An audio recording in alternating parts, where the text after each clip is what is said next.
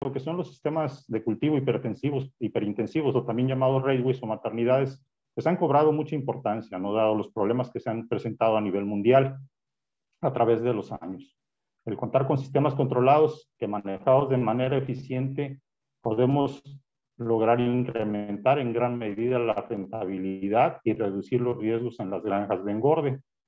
Para los sistemas de maternidades, obviamente, se requieren alimentos especializados de muy buena calidad o de alta calidad, que sean altamente digestibles, con tamaños de partículas muy adecuadas, en dependencia del tamaño de los organismos que estamos recibiendo en granja. Este alimento tiene que aportar todos los requerimientos nutricionales para la especie. Y tentativamente el tamaño de la partícula, pues es algo muy importante. Deben ser muy uniformes para que estos puedan ser asimilados por los camarones y tener buenos atractantes, pues obviamente para que el camarón lo detecte y pueda asimilarlos con ellos. Asimismo, es muy importante aplicar en cantidades y frecuencias que sean aprovechadas al máximo por los organismos. En el tema de sistema de raceways o maternidades, se ven grandes beneficios dentro de lo que vemos que estamos desarrollando ciclos más cortos. Obtenemos una talla al momento de la cosecha mayor. Esto pues obviamente nos genera la posibilidad de llegar a mejores mercados con tallas más grandes, más rápido, menor tiempo de exposición a las enfermedades, que es un punto muy importante, menor tiempo para llegar al punto económico de equilibrio para nuestras granjas, mayor bioseguridad y tener una mayor certeza al momento de las siembras con organismos más grandes y resistentes. Esto es un punto muy, muy importante. También estamos hablando de tener una mayor producción para poder realizar ciclos más cortos al año. Esto es, obviamente, también el poder producir más, mejorando los factores de conversión y esto, pues, obviamente, haciéndonos más rentables. Haciendo un poquito de historia, en el tema de los primeros sistemas de maternidades o raceways que utilizamos en México, empezamos con algunos tanques circulares, que en este caso pues, eran sistemas muy económicos que se pueden instalar fácilmente y que pueden tener un buen desempeño. Las características de estos tanques pues, prácticamente es una fabricación de liner. En el caso particular, pues utilizamos tanques circulares con sistemas de aireación armados prácticamente con una estructura de malla galvanizada y tentativamente la forma o la estructura del sistema de invernadero. Esto obviamente para mejorar o tener una temperatura más estable. Los tanques circulares iniciales fueron de 40 hasta 120 toneladas de agua. Regularmente las siembras eran de 10 hasta 25 por larvas por litro. Con pesos iniciales aquí en México los laboratorios nos entregan una larva bastante grande a comparación de otros países como Brasil. En el caso de México recibimos más o menos en promedio una larva de 9 miligramos. Aquí la intención es tratar de llegar, o la intención es tratar de llegar en 25 días 300 miligramos de peso con esta talla de transferencia. Son estructuras, como mencionaba, son de fácil armado, con un desagüe al centro. Y la aireación era de tipo radial o tipo de donas, de diferentes estructuras que se tenían, pero un punto importante era la utilización de líneas de manguera tipo aerotubo. Obviamente, como características sencillas, económicas, pero yo diría funcionales, pues eran estructuras que nosotros prácticamente iniciamos ahí en la granja, son estructuras muy sencillas, económicas, nuevamente repito, pero que eran muy funcionales. Prácticamente nosotros manteníamos nuestros sistemas de llenado a partir de estos tanques, son tanques circulares de 70 toneladas de agua, en los cuales nosotros llenábamos con tubos de 3 pulgadas de agua. Nuestro sistema de aireación es prácticamente 30 líneas de manguera tube de 3 metros cada uno, estaríamos hablando de 10 líneas de forma radial. Esto pues obviamente nos permitió mantener buenos niveles de oxígeno y en la parte del centro pues tenemos nuestro famoso sifón que es prácticamente un filtro, ¿no? Y pues el desagüe que es la parte del centro con válvulas para finalmente por ahí drenar la última cantidad de agua que se tiene. Regularmente las cosechas eran en la parte superior. Posteriormente fuimos evolucionando. Algunas empresas importantes con buen recurso pues tomaron la alternativa de hacer algo similar a lo que se estaban haciendo en los grandes laboratorios. Prácticamente empezamos a trabajar con tanques de aproximadamente de 100 hasta 500 toneladas de agua. Estos tanques prácticamente son estructuras ya más sólidas. Estamos hablando que son tanques construidos con cemento, block, armado de varilla, con una cubierta de liner. En este caso es el polietileno de alta densidad en la parte del fondo, y en la parte superior estructuras con armados de PTR, en este caso ya con plásticos de diferentes calibres o diferentes espesores. Aquí en México le llamamos el 720 y el 70-30, que es el porcentaje de luz para obviamente tener una mejora en las temperaturas. Con esto prácticamente podemos lograr y superar temperaturas de aproximadamente 3, 4 grados superiores a las que se tenían en la forma externa.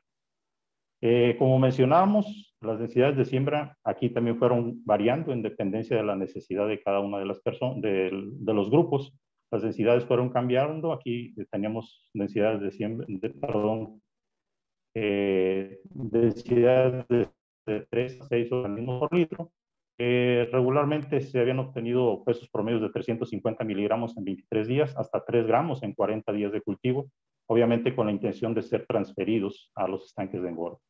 El sistema de aireación era a base de mangueras aerotube. Más o menos 1 metro de manguera aerotube puede soportar 6 kilos de biomasa. Esto tiene que ver mucho también con el tema de la cantidad de rejillas que se tiene, y pues obviamente la cantidad de los blowers que se mantienen. Prácticamente el sistema de desagüe prácticamente era con filtros a los extremos o pequeñas cajas de cosechadora. Esto es en dependencia del tamaño de cada uno de ellos. Posteriormente, y debido a que algunas empresas grandes tenían la necesidad de generar mayores volúmenes de poslarva, dado el tamaño de cada uno de nuestros sistemas, fueron creciendo. Algunas empresas llegaron prácticamente a generar o a construir tanques ya más grandes, arriba de 1000 toneladas de agua, construidos sobre tierra, de forma rectangular, con rejillas aerotube, líneas de aire con compresores, cajas para direccionar lo que son la corriente de agua, y en algunos casos aireadores de paleta. Con esto, ¿qué fue lo que estoy buscando? Pues prácticamente llegar a tallas más grandes y hacer transferencias. Esto se fue algo bastante interesante para muchas empresas que obviamente fueron creciendo y fueron adaptando sus sistemas de maternidades en base al hectareaje que tienen cada una de ellas. Pues estas estructuras pues principalmente se manejaban con rejillas, que es lo que más se está utilizando. Como mencionábamos, algunas de ellas tenían estructuras bien diferenciadas, grandes. En algunos casos, algunas empresas llegaron a hacer sistemas hiperintensivos a cultivar y engordar. Hoy en día no se está dando tanto esta situación, más sin embargo son estructuras que han sido funcionales y se han venido trabajando. La otra característica que se tiene en estas estructuras es que tienen compuertas de salida, que esto prácticamente ayudan a mejorar las cosechas de estos estanques. Ya no se manejaban los filtros circulares o de tubo, prácticamente esto ya se manejó con una pesquería normal. En el caso de los sistemas de aireación, actualmente pues, lo más común que se utilizó fueron los sistemas de blower, que es con lo que iniciamos. Posteriormente se fue evolucionando y se fueron adquiriendo otros nuevos equipos, como en este caso son los compresores lobulares, que actualmente están siendo muy eficientes en cuanto a la generación de aire o de oxígeno en cada uno de nuestros sistemas. Lo último que también estamos viendo, el famoso Kaiser, que son estructuras o equipos también que han sido consolidados como eficientes. Aquí el tema del costo, pues obviamente también tiene que ver un poco en la inversión que se haga en cada uno de los proyectos, pero hasta hoy en día son parte de los equipos que más se están utilizando.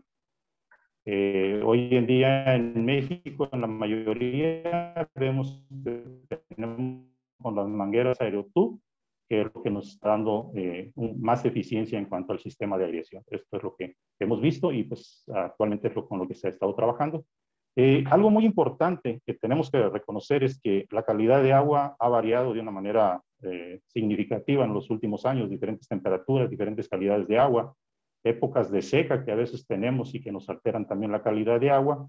Pues obviamente el REDWE es una extensión, nosotros lo vemos así como la extensión de los laboratorios en los cuales estamos recibiendo la larva, y pues obviamente empresas importantes han invertido un buen recurso, pues obviamente para ser muy eficientes en lo que es la calidad del agua. Estamos viendo que tenemos suministros de agua independiente.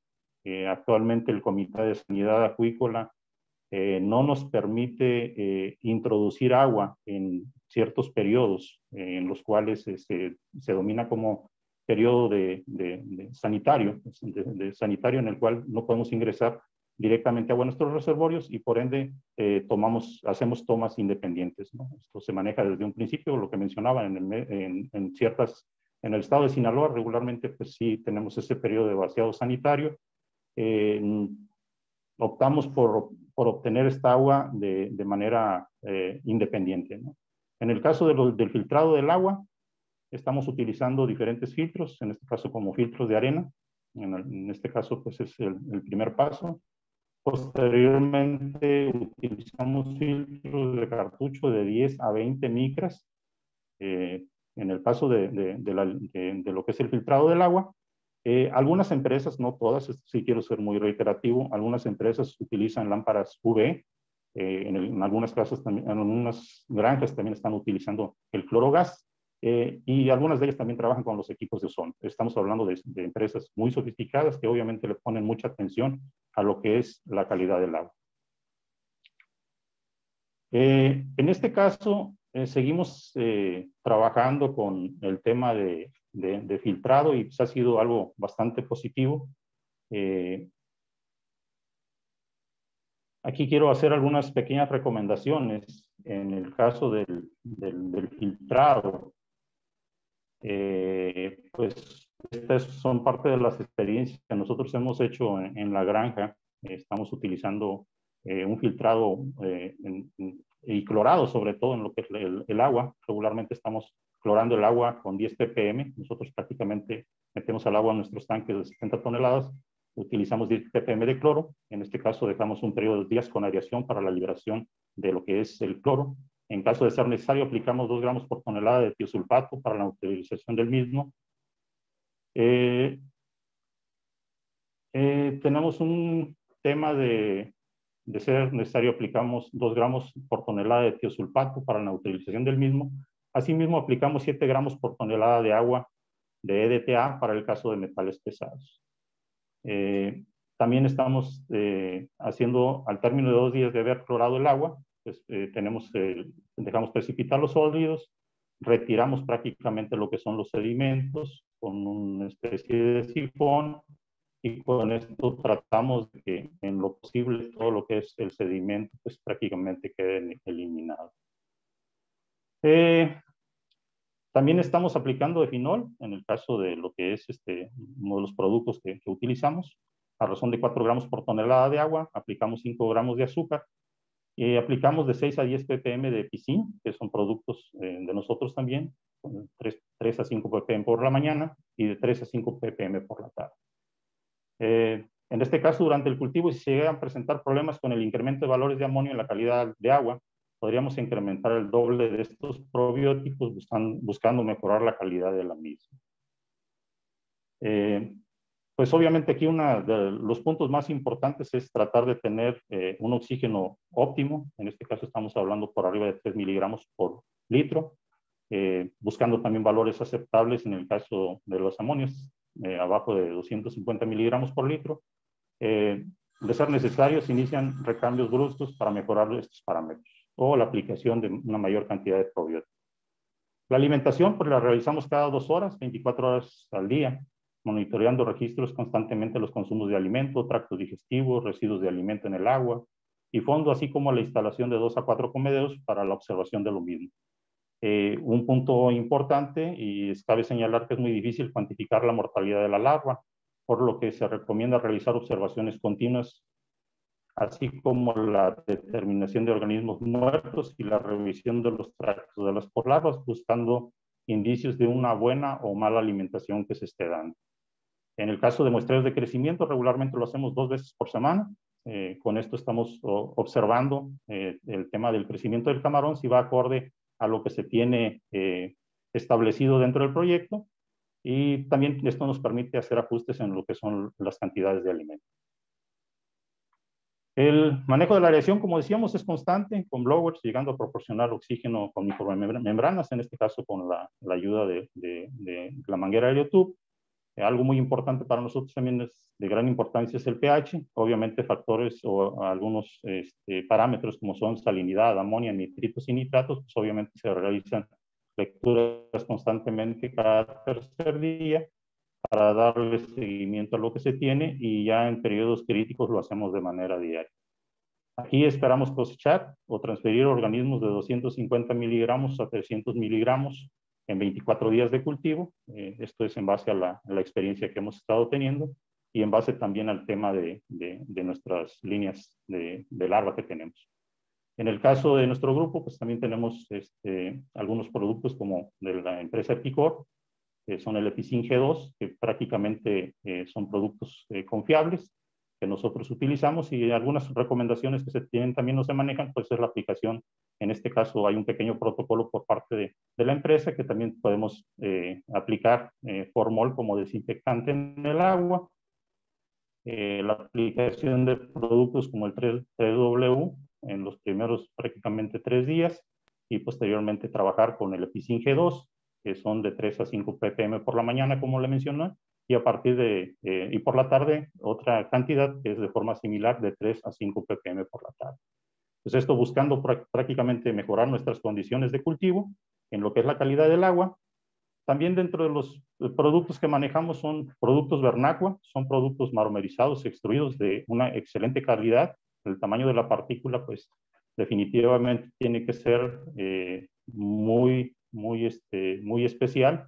Estamos hablando de partículas de 200 a 300 micras, de 300 a 500 micras, que son prácticamente nuestros iniciadores. El tema importante aquí es tener un 60% de proteína, que es un producto de muy buena calidad, como mencionaba. Prácticamente la proteína pues cumple toda el requerimiento nutricional de la larva. Entonces son productos de muy buena calidad, maromerizados, que nos permiten mantener tamaños de partículas muy interesantes. En nuestro caso también desarrollamos algunos productos como es el Apicamarón Raceways. En este caso es un producto con 45% en proteína. Estamos manejando productos con una alta digestibilidad que va hasta el 88%. Contiene atrayentes y estimulantes que permiten una fácil localización del alimento. Y pues obviamente los tamaños van desde 500 micras hasta 2 milímetros. La producción, pues obviamente lo que se busca es tener organismos uniformes en talla y peso, y pues esto lo que se busca es obtener los mejores resultados, y pues la proteína pues también es un producto de alta proteína con 40%. Cabe hacer mención que durante nosotros en lo particular hacemos 2 ciclos en cultivo de larva. Prácticamente tenemos variaciones en cuanto a lo que es las alimentaciones. Todo tiene que depender de la calidad del agua, las variaciones también de salinidad que se tiene, y como podemos observar, pues regularmente las condiciones de alimentación varían. Los consumos fluctúan, no es un consumo lineal como a veces puede pensar en base a la cantidad de organismos que se siembran, y sí hay que estar muy atento a eso, ¿no? Un exceso de alimento pues nos puede deteriorar fácilmente lo que es la calidad del agua. También de igual forma les puedo comentar que pues obviamente los crecimientos pues, están directamente relacionados con el tema de la alimentación, la calidad del agua, y finalmente pues el resultado que se va dando es mucho también en el desempeño de la larva. Estos son pequeños resultados que hemos estado obteniendo. Actualmente tenemos aproximadamente resultados interesantes en los cuales hemos sembrado alrededor de 13 larvas por litro. Hemos hecho algunas alrededor de 24 corridas, algunas más, en el cual hemos obtenido sembrado camarones de 11 miligramos, obteniendo en 23 días de cultivo 316 miligramos, con un 88% de sobrevivencia, logrando obtener hasta 3.4 kilos por metro cúbico y factores de conversión de 1. En el caso de nuestro lado derecho, disculpen ahí porque creo que no se aprecia muy bien la tabla, hemos desarrollado una tabla de alimentación con nuestros productos, es un body weight sugerido, en este caso con el tamaño de la poslarva que estamos recibiendo, el tamaño de la partícula que debe tener el alimento y haciendo referencia a los alimentos que nosotros manejamos. Consideramos que los resultados que se están obteniendo con 13 poslarvas por litro son bastante importantes, 3.4 kilos por metro cúbico, 23 días, 316 miligramos, es algo aceptable con factores de conversión de 1. En el caso general de las granjas de México, el método de cosecha cambia, obviamente dependiendo de cada uno de los sistemas, pero lo más común es tratar de obtenerla por larva a través de lo que son los medios de captura, en este caso como son chayos. En otras granjas más grandes se utilizan cajas de cosecha para ser prácticamente colectados los organismos, donde son pesados de forma continua y obteniendo muestras representativas para determinar el tema del peso promedio y así determinar la cantidad de organismos que están transfiriendo en base al peso del organismo. Otras granjas están utilizando algunos otros métodos, en el caso de la utilización de motocicletas, que son medios muy eficientes para moverse. En el caso de otras empresas utilizan sistemas o contenedores más grandes para transferir organismos. Y lo último que se ha estado utilizando es el tema de las bombas transportadoras de organismos. Esto ha sido bastante interesante porque algunas empresas que han trabajado con ellas pues están teniendo distancias bastante aceptables, 1,5 kilómetros, 1 kilómetro 700 metros, con muy buenos resultados. Entonces, creemos que también es un dato bastante interesante para trabajar. Esto obviamente dependiendo de cada una de las empresas, en la medida de las posibilidades. Aquí hay un dato interesante. Actualmente algunas empresas, esta foto de la que está en la izquierda, me resultó interesante porque es una forma de colectar los organismos. Esto es un copo que está puesto en la parte de la caja de cosecha, en la parte de enfrente. Prácticamente lo que se está haciendo, se abre la compuerta como si se fuera a cosechar y la captura de los organismos se está haciendo dentro del estanque. Aquí colectan la larva, la pesan y de una u otra forma la transfieren. El otro tema que hemos visto bastante interesante, los que no tenemos la bomba transportadora, también es el tema de la utilización de motos. Prácticamente son muy rápidas, logran prácticamente recorrer distancias de 4.5 kilómetros de recorrido en 15 minutos. Pues obviamente con agua saturada, esto se traslada en cajas con agua saturada de oxígeno, en los cuales están haciendo recorridos muy grandes y prácticamente la utilización en tiempo 15 minutos en 4.5 kilómetros. Creemos que es también un método bastante interesante y pues, que ha sido utilizado por acá. En el caso de algunas variantes que se están dando y lo hemos estado viendo por ahí con algunos amigos de otros países, están utilizando el tema de las cosechadoras como equipos de transferencia. Me voy a permitir pasar un video, un compañero que me pasó este video, se me hizo interesante. Espero que pueda ver y les agrade.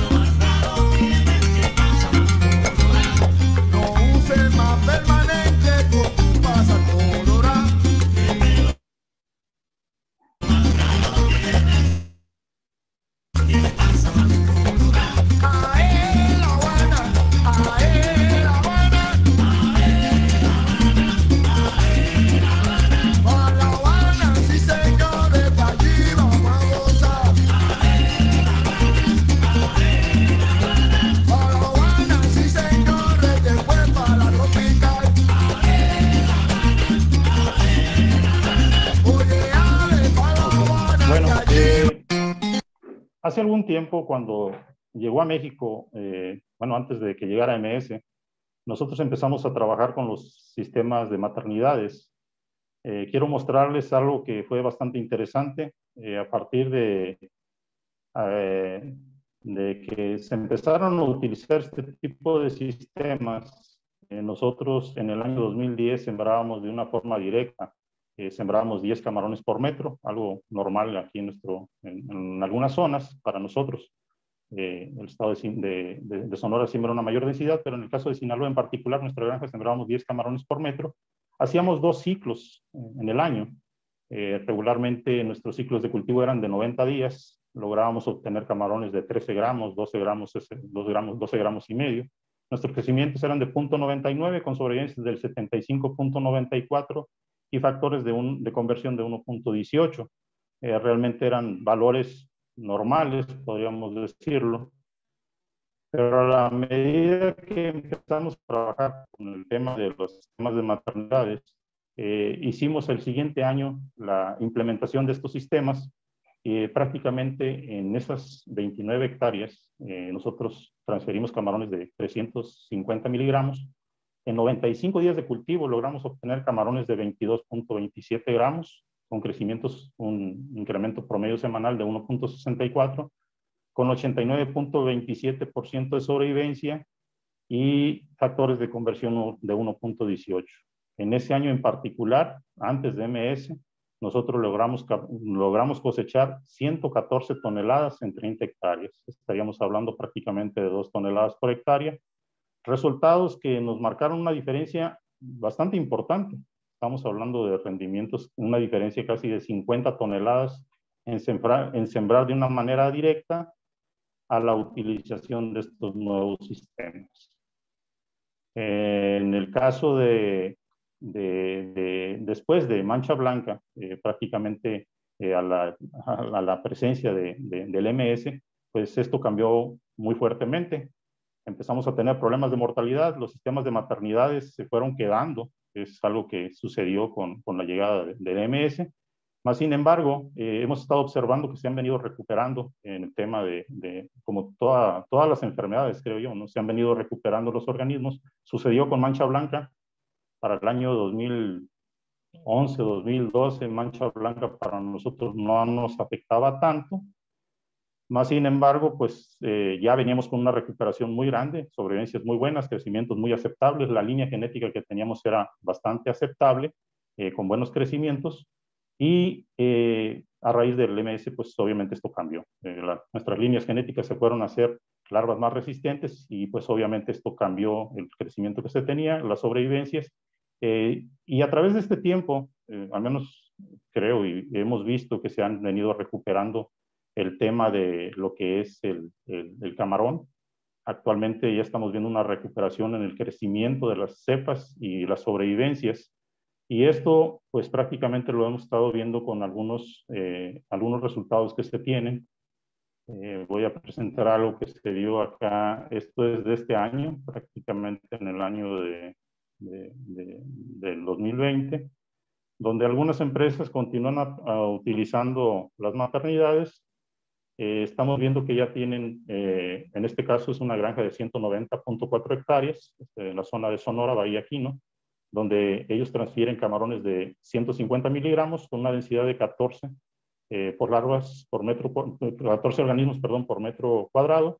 Actualmente cultivaron 152 días de cultivo, tuvieron un incremento promedio semanal de 1.28, con una talla final de 27.8 gramos, una sobrevivencia del 74.45, una biomasa por hectárea de 2.604 kilos por hectárea y factores de conversión de 2. En la zona de Los Mochis, aquí en Sinaloa, pues también se dieron algunos datos bastante interesantes, logrando una transferencia de organismos de 491 gramos, o 0.491 gramos, densidades iniciales de 13.8, con días de cultivo, 193 días de cultivo, un ISP de 1.27, una talla final de 35.4, sobrevivencia del 82.72%, logrando obtener una biomasa de 3.000 kilos por hectárea y factores de conversión de 2.17. En el caso de otras granjas, otra granja en particular utilizó 171 hectáreas haciendo diferentes transferencias con diferentes tallas de organismos, de 220 miligramos, 340 miligramos, 970, 40 miligramos y una talla de 1.2 gramos. En promedio fue de 693, punto 693 o 0.7 gramos. La densidad promedio fue de 12. Días de cultivo 94. Están obteniendo en 94 días de cultivo 18.3 gramos, 1.36 gramos de incremento promedio semanal, un rendimiento de 1.524 kilos y un factor de conversión de 1.45. En este caso, pues sí estamos observando que en 94 días 18 gramos y 1.524 kilos por hectárea son valores aceptables para una densidad de 12 camarones por metro, y esto prácticamente puede permitir lograr hacer hasta 3 ciclos en un año. Esos son los objetivos. Algo que me llamó bastante la atención pues es algo que está haciendo Vietnam y que yo creo que se viene a complementar un poco con lo que estamos desarrollando, yo creo, en cada uno de los países. Ecuador también lo está haciendo en el caso de las transferencias.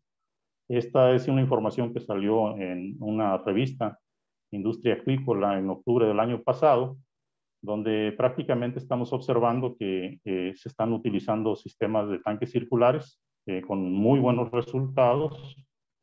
En este caso, 3 años trabajando con esto. Y pues obviamente llama la atención. A mí en lo particular me llama mucho la atención.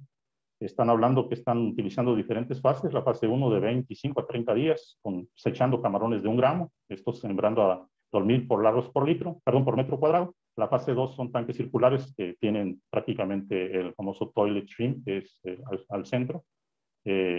Tienen de 30 a 40 días, de 7 a 12 gramos, están sembrando 400 organismos por metro cuadrado, la segunda fase. La tercera fase están hablando de 30 a 40 días, transfiriendo estos organismos de 12 gramos. Están logrando obtener de 25 a 35 gramos, sembrando a 180 organismos por metro cuadrado. Y la última fase, que es la fase 4, más o menos están hablando de 30 días, logrando camarones de 40 a 50 gramos, con 70, 80 camarones por metro cuadrado. Aquí estamos hablando que tienen un camarón que es una línea genética de alto desempeño. Prácticamente son líneas genéticas muy desarrolladas. Otro detalle también que me llama la atención, que están utilizando alimentos con 40% en proteína para los cultivos, y obviamente los rendimientos que están teniendo son bastante aceptables. Entonces estamos hablando que el tema de transferencias por fases es importante. Yo creo que esto es parte de un futuro que se va a tener que trabajar. El tema de la línea genética también tiene que ser algo muy, muy importante en el caso de obtención de buenos crecimientos. Y pues en este caso se habla en Vietnam, obviamente tienen diferentes costos, pero se están hablando de márgenes de utilidades entre el 30 y 50% el año pasado. Esto es parte de lo que me llama la atención, y yo creo que la tendencia en un futuro es esto, ¿no? Y pues eso sería parte de mi presentación, y pues estamos a la orden.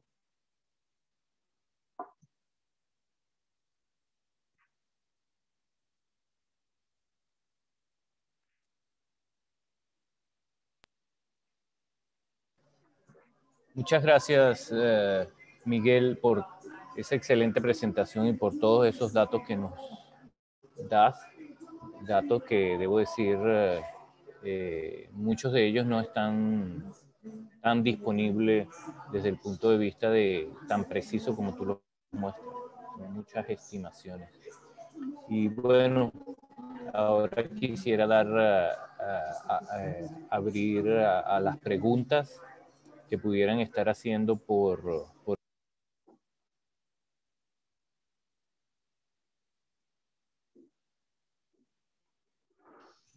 Marcos, el volumen creo que se te... Estoy revisando el chat a ver si tienen alguna pregunta.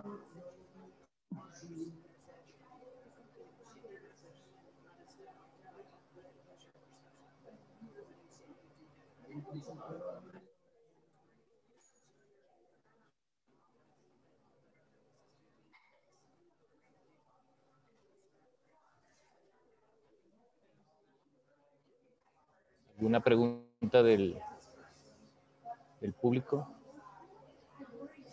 Les quiero decir que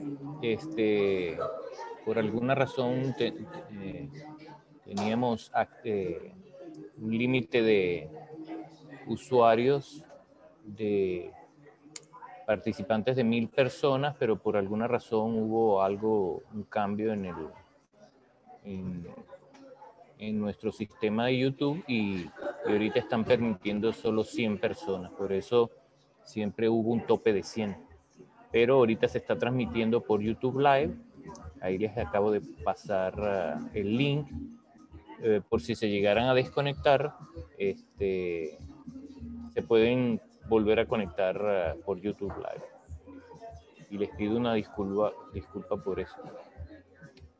Hay una pregunta por aquí de Oscar Mora que dice la última diapositiva de cultivos en Taiwán. ¿De qué capacidad son los tanques redondos?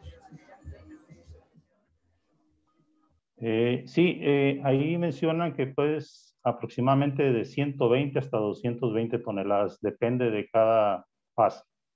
Esa es la información que se viene. Algo que les puedo recomendar, no sé si tengan acceso a Industria Acuícola, es el folleto salió en el mes de octubre del año pasado. Ahí viene una información bastante interesante, viene muy completa.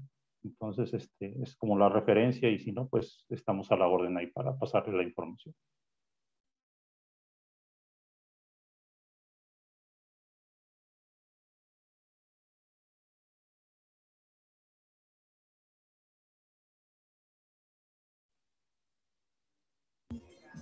Perdón, otra pregunta. Tiene que ver con los túneles de polietileno que se presentó. ¿Hay alguna razón del por qué se escogió ese polímero?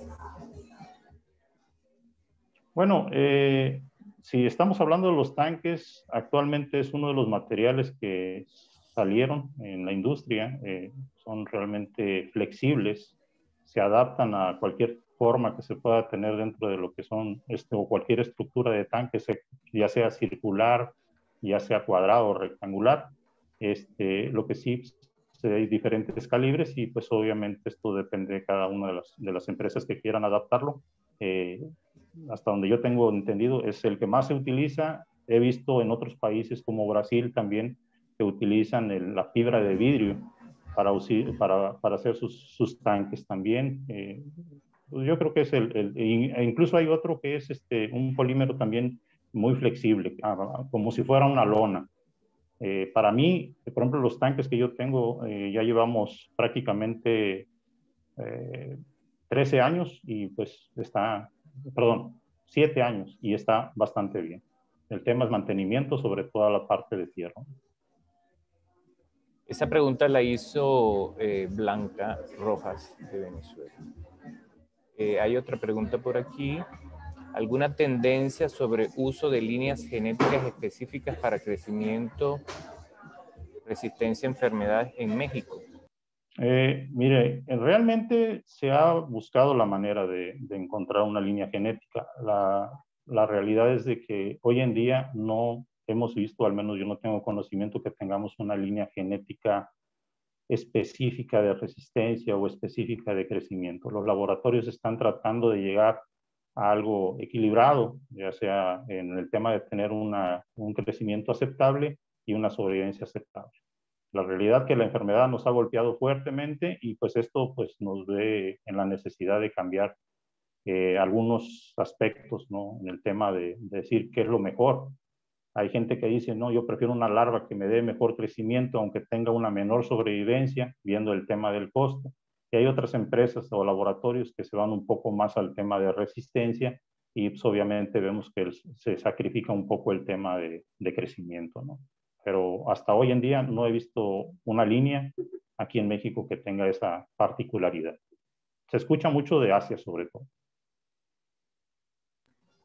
Quisiera agregar con respecto a eso, porque tengo conocimiento, bueno, alguno más que todo extraoficial, de que hay por lo menos 3 compañías que están trabajando fuertemente en lo que es la parte de mejoramiento genético con uso de herramientas genómicas en México, a diferentes niveles.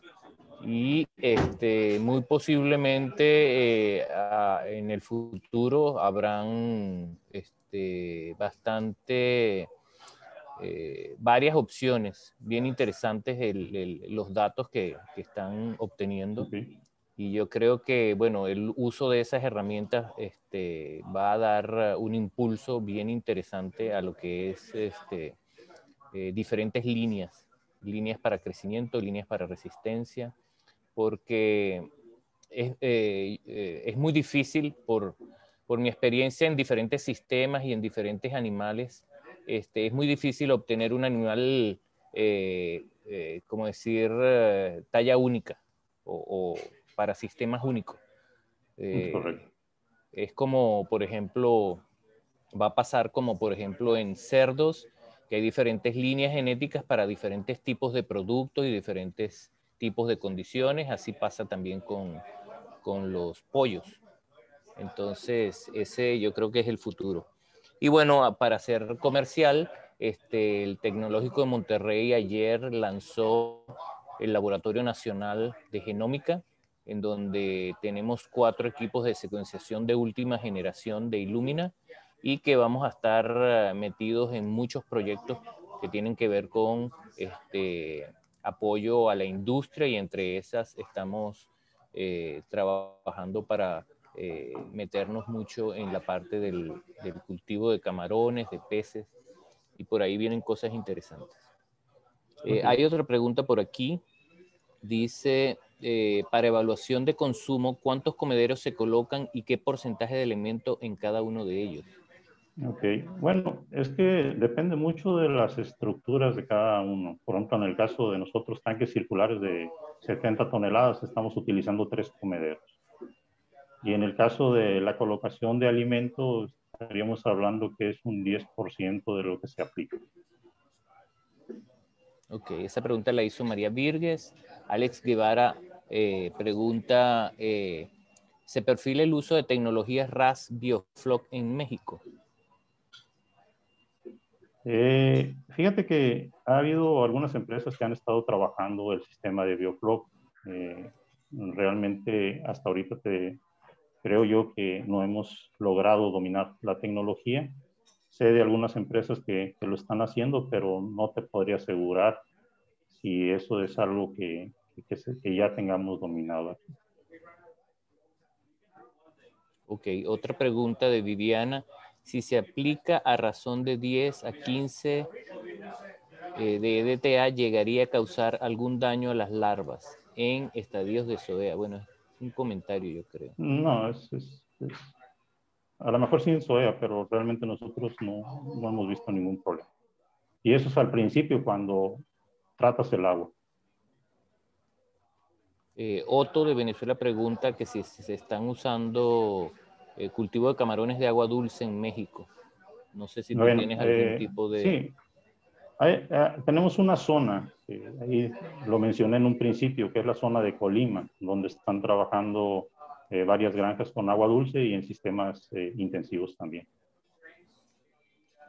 Creo que es Raúl Ramírez que pregunta, ¿crees que México se irá masivamente con cultivos multifásicos?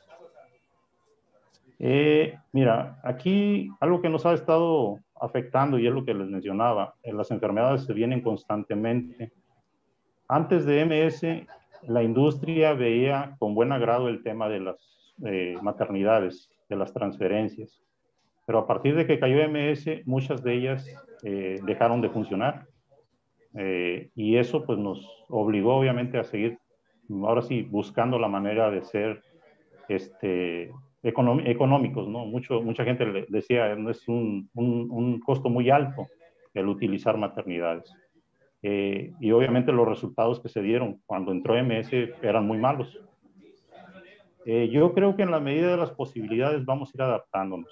El tema de las transferencias, yo lo veo viable, yo creo en ellas, creo que es un método interesante, pero pues esto se va a desarrollar en base a cómo se vaya comportando el mercado.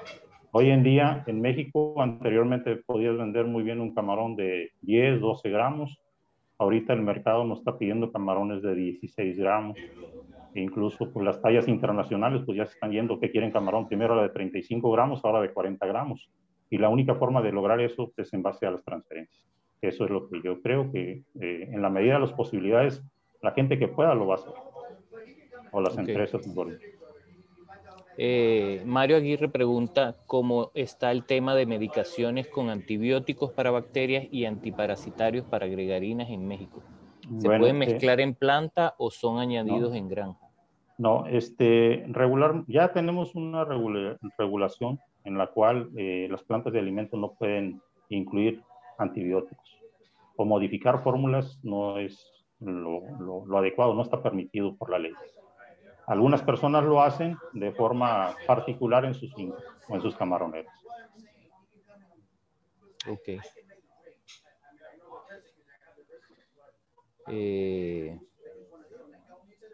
Otra pregunta de Diego Maya Rocha. Me gustaría saber cómo son los costos de producción para este camarón más grande. Bueno, mira, se menciona, ¿no? Que el costo de producción puede variar dependiendo de cada empresa. A ciencia cierta no te estaría dando un dato erróneo si te digo el costo de producción en cuanto a tallas grandes. Esto tiene que ver mucho con cada una de las empresas. Pero de que la rentabilidad es mayor, es mayor. Por eso la gran mayoría de empresas está buscando tallas más grandes, arriba de 30 a 35 gramos. Y también pregunta, ¿puedes decirnos cuántos dólares son para este juvenil de 0,5 a 0,6 gramos que sale de los raceways? En dólares. Igual es lo mismo dependiendo de cada uno de las granjas. Obviamente tiene mayores dimensiones. Tú sabes que un equipo grande, pues obviamente se abarata más el costo de producción. Y para empresas más pequeñas que tienen sistemas más pequeños, pues es un poco más elevado el costo. Es tentativo para cada una de las empresas. Gildardo Carrillo pregunta, ¿qué alimento y qué proteína se utilizó en las granjas donde se hicieron las pruebas de engorda? Me imagino muy variable. Sí, son variables. La realidad es que en el mercado tenemos diferentes marcas de alimento, diferentes características de alimento y pues obviamente cada empresa busca lo que más se adapta a lo suyo, ¿no? Marcas de alimento, pues hay muchas nacionales e internacionales también, importadas, por llamarlo así. Correcto. Hay una pregunta para mí que dice, ¿están trabajando para la mejora genética? Bueno, yo no estoy directamente involucrado, pero sí sé de compañías que están trabajando en programas de mejoramiento genético en México. Sí, ¿Okay? es correcto. En La Paz. Hay algunos programas que están apoyándose en el CIBNOR y en otras instituciones académicas y otras totalmente privadas. Pero nosotros estamos en conversaciones para ver qué tipo de apoyo pudiéramos estar prestando como Tecnológico de Monterrey. Me gustaría su opinión sobre el Germán Fonseca, dice, sobre el uso de percarbonato de sodio en piscinas acuícolas como oxigenador de emergencia. La verdad que no he tenido experiencia de utilizar el percarbonato. Por acá, aunque no es lo ideal, lo utilizamos en el caso peróxido, en algunos casos. El famoso Nutrilate, que era un fertilizante que también era muy utilizado para el tema de mejoramiento del oxígeno, pero no tengo experiencia sobre eso.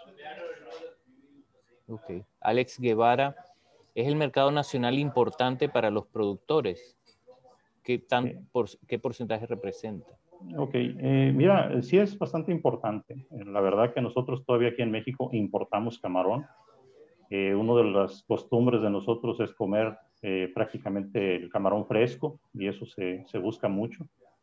En definitiva, sí es un mercado interesante donde incluso los precios a veces en camarón pequeño se pueden dar superiores a lo que está para exportación.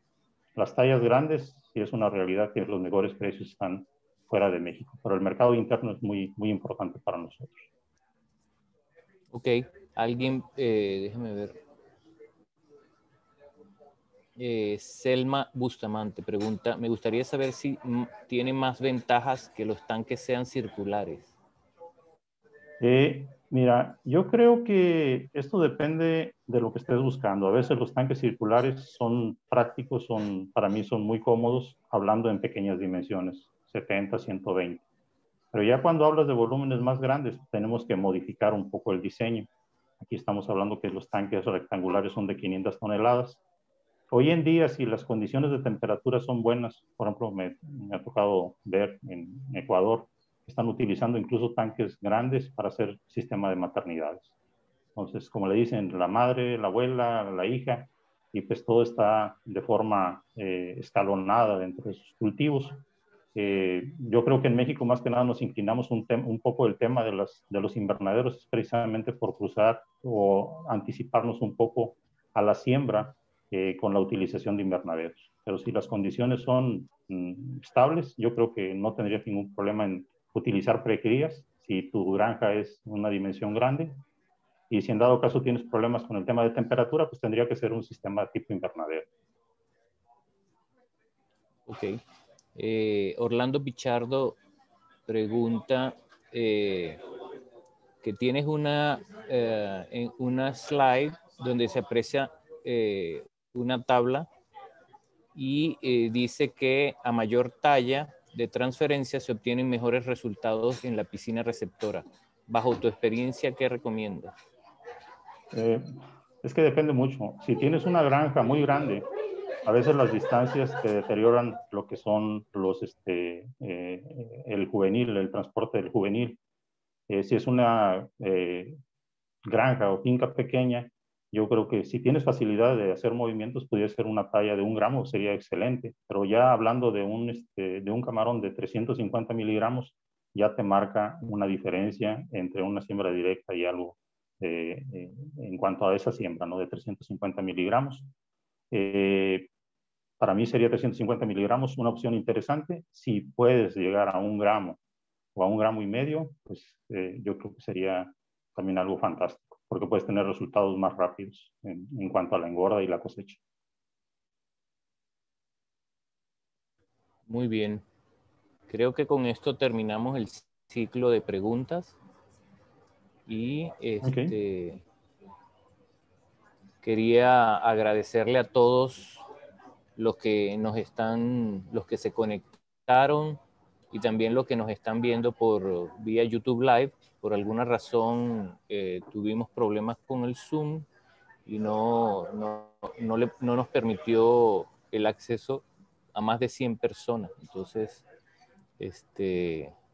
pero bueno, igual estaremos compartiendo esta presentación tan pronto la tengamos disponible grabada para que la puedan ver por YouTube. Y bueno, Okay. quería agradecerte mucho, Miguel, por todo tu apoyo y traernos toda esta información. De verdad, muy interesante toda la experiencia que has acumulado.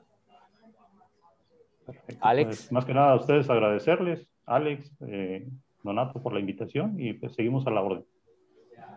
Muchas gracias. Sí, Miguel, Alex. de parte de la Sociedad Venezolana de Acuacultura, en verdad, 1000 gracias, sumamente agradecido por tan valiosa presentación, por tu tiempo y bueno, esperemos que en una próxima oportunidad podamos concurrir y tener una nueva presentación de tan valiosa experiencia que está sucediendo en México. ¿Verdad? Infinitas gracias una vez más para ti, para ADM, por tu valioso tiempo. Muchísimas gracias.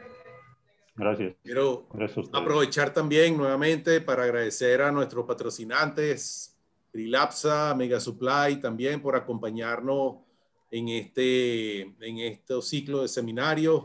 En verdad agradecido a toda la audiencia por haber participado también. Esperemos que los próximos seminarios también sean del agrado de ustedes. Y recordamos que el jueves próximo tenemos al doctor Daniel Benetti hablándonos de acuacultura costa afuera, en el mar, desde el laboratorio hasta lo que es la comercialización. Y para el 18 tenemos al doctor Carlos García de Leani hablándonos de bienestar animal. Muchísimas gracias en nombre de la Sociedad Venezolana de Acuacultura. En verdad agradecido también a la organización Firma por habernos dado esta oportunidad de compartir juntos este espacio. Adelante, Marco, César. Gracias. Gracias, Miguel.